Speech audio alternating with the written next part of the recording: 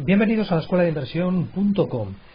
Vamos a hablar hoy de inmuebles. Vamos a ir contestando algunas de las preguntas que nos llegan por correo, por mail, por teléfono, y vamos a ir pues dando un poquito más de luz a este apasionante mundo que es el mundo de los inmuebles y de las inversiones inmobiliarias.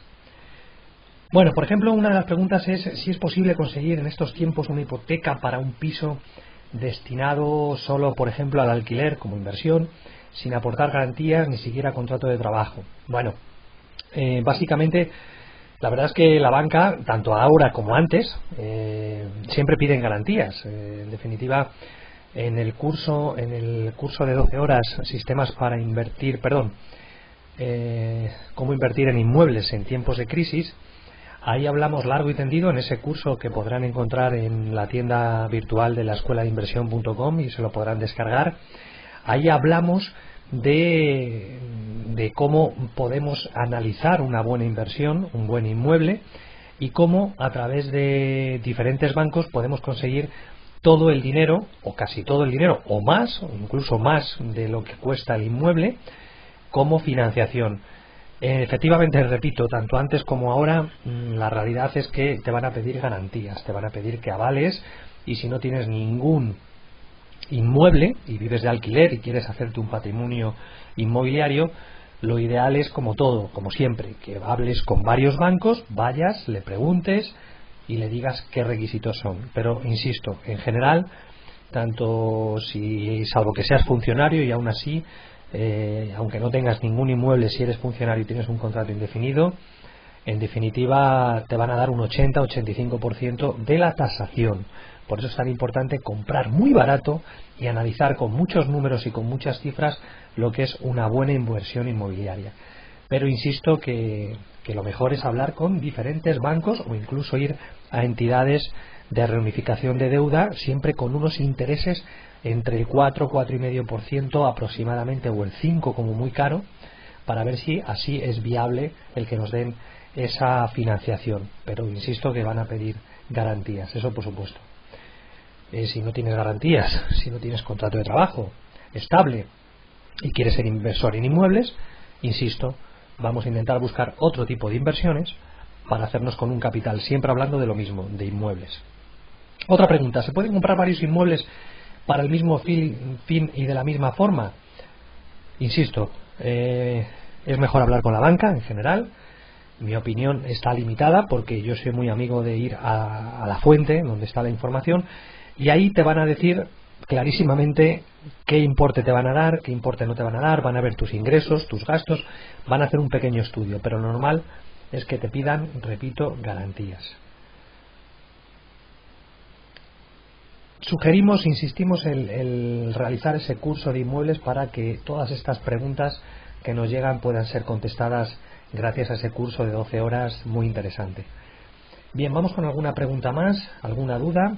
Por ejemplo, con el tema de los impuestos, ¿no? Muchas veces nos preguntan: oye, si yo he comprado una casa en 200.000 euros y la quiero vender en 300.000 euros, ¿qué pasa con esas 100.000 euros? ¿Qué ocurre con esos 100.000 euros de plusvalía? Bien, hoy por hoy, aunque sabemos que la legislación cambia cada X años, hoy por hoy la plusvalía generada tienes que pagar por ella un 18%. Un 18%, es decir, de esos 100.000 euros, 180.000 euros van a ser para 18.000 euros, de esos 100.000 euros, 18.000 euros, el 18% va a ser para papá Hacienda, para el Estado.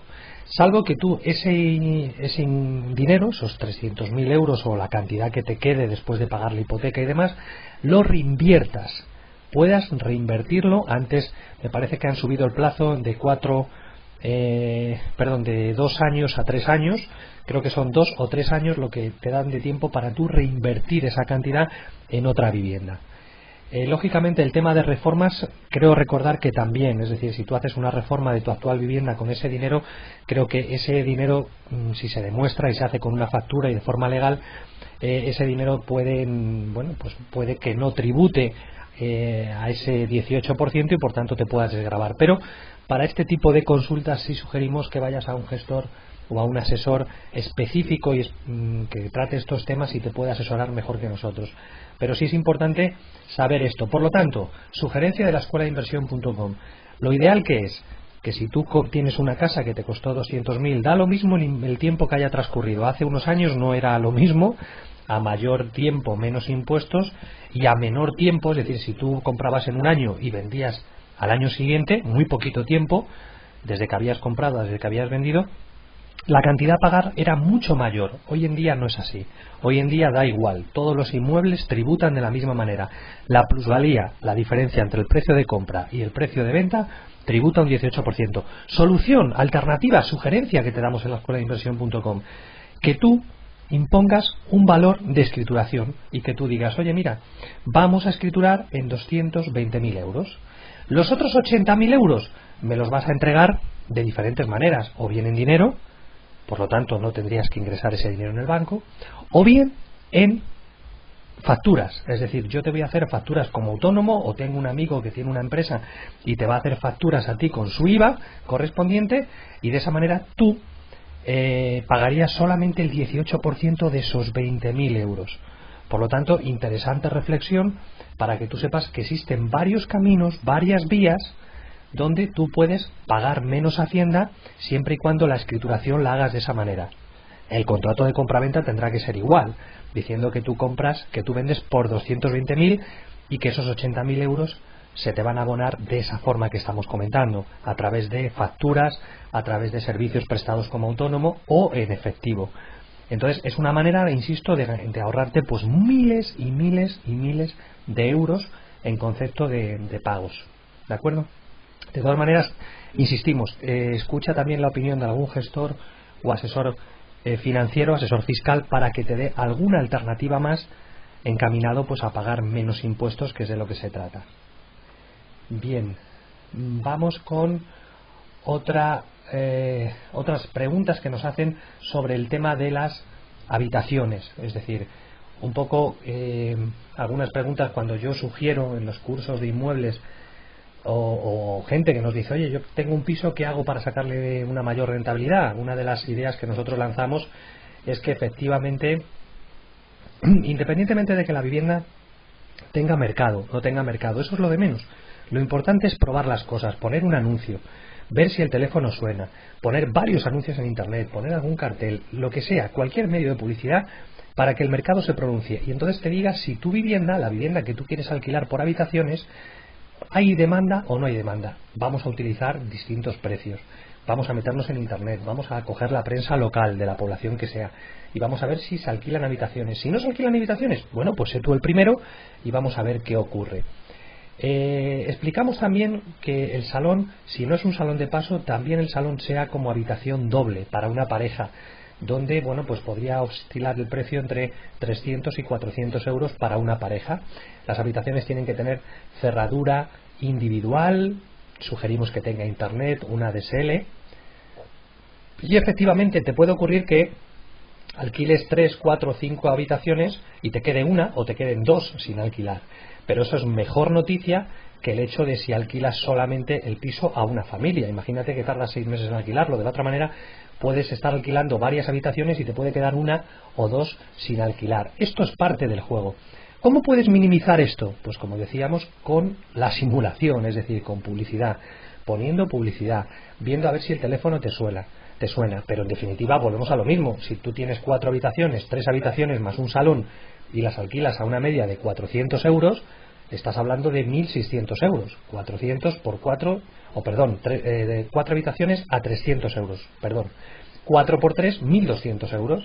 1.200 euros frente a un piso que te lo alquilarás por 600, 700 euros, pues estás cobrando el doble que si lo alquilas ese piso de 3 dormitorios a una familia, que lo normal es que te paguen entre 500 y 800 euros, pon una media de 700. Si tú estás recogiendo 300 euros por habitación, son 1.200, casi el doble, casi el doble. Entonces, ¿qué te quiero decir con esto? Que es más rentable, pero no me tienes que creer a mí, tienes que probar el mercado, tienes que ver que el mercado que te dice. Hay que hacer contratos por temporada, donde un contrato no llegue nunca al año. Hay que poner un domicilio donde esa persona vive para que no se pueda empadronar, de un amigo, de un familiar, etcétera. ¿Qué más preguntas nos hacen? El tema de los gastos generales. Los gastos generales, pues eso también es algo muy personal. Por ejemplo, los pisos que tenemos nosotros alquilados, pues hay algunos pisos donde incluimos la calefacción porque es central, hay otros donde no incluimos la calefacción pero incluimos internet de alta velocidad, un seguro por si se rompe cualquier cosa, también lo incluimos en el precio. Esto ya es algo personal, pero los gastos se tendrán que dividir entre aquellos gastos como el consumo de la luz, el consumo del agua, si es agua con contador individual. Dependiendo de esos gastos, lógicamente van a ser repercutidos en partes iguales al número de habitaciones que haya. Es así como lo solemos hacer. El tema de los cobros, exactamente igual. Los cobros de los recibos se pasan los días 2 y 3. Entonces, si no hay dinero en la cuenta cuando nosotros cobramos a través de domiciliación bancaria, el banco les manda un recibo donde vienen ya los gastos incluidos. Si no hay dinero, pues en esos gastos lo pone en el contrato. Tienes que pagar los gastos más una penalización para que la persona tenga dinero cuando tú le pasas al cobro, ¿no? No suele ocurrir porque la gente, en nuestro caso, repito, no suele ocurrir. La gente sabe que el día 2 o el día 3 le va a venir el recibo y suele haber dinerito para pagar. Pero bueno, en definitiva, es algo automático que lo puedes hacer tú. Si a través de la Caixa, del BBVA, del Santander, directamente a través del ordenador lo puedes hacer tú, o se lo puedes mandar al banco mediante un fax o un mail diciéndole que se cobre esas cantidades a esas personas, a esos números de cuenta, y el banco te manda los recibos. Es muy sencillo y muy cómodo. De esa manera no tienes tú que estar persiguiendo a la gente para que la gente te pague. Efectivamente, hay seguros en el mercado que te cubren la morosidad, pero por habitaciones yo no lo suelo encontrar. No he encontrado un seguro que te pague por que si tienes 5 habitaciones pues te pague si una habitación está libre. Puede existir, no digo que no, hay que seguir buscando y preguntando. Lo normal es que esos seguros existan cuando tú alquilas un piso entero. ¿Es interesante? ¿No es interesante? Bueno, depende de los requisitos que te pidan, ¿eh? Si no te piden unos requisitos muy elevados, pues igual puede ser interesante, pero insisto, en mi caso, a mí si me dan a elegir, yo siempre prefiero alquilar por partes, porque es más cómodo, más seguro, porque imagínate si una familia se te instala en un piso y no se marcha, pues eso es una locura. Eso sí que es un quebradero de cabeza, porque esa familia está tardando aproximadamente entre 8 y 11 meses, o 8 y 12 meses, en echar a ese inquilino. Son 8 meses de pérdida.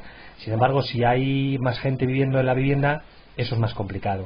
Es más complicado porque la persona, bueno, pues ya tiene unos compañeros de habitación, es diferente, ¿vale? Pero como siempre, no se trata de que nos creas ni creas a la escuela de inversión.com. Se trata de que sigas indagando, sigas preguntando, sigas proponiendo ideas y que tu cabeza vaya provocando diferentes escenarios y al final digas tú, bueno, pues este escenario me gusta más, he hecho estas pruebas y me van funcionando muy bien. No tengas miedo, estas cosas sé que pueden suceder, pero para ello estás haciendo lo correcto y es hacer muchas preguntas, muchas consultas y muchas dudas. Como siempre, quiero terminar recomendándote una vez más el curso Cómo invertir en inmuebles en tiempos de crisis, donde tocamos aspectos de financiación, aspectos de inmuebles, un montón de cosas. Son 12 horas muy potentes, puedes descargarte las diapositivas y todo eso lo tienes en la tienda virtual www.laescueladeinversión.com. Clicas en tienda virtual y ahí tienes los cursos y los seminarios. Nada más, gracias por tu atención y que pases un estupendo día.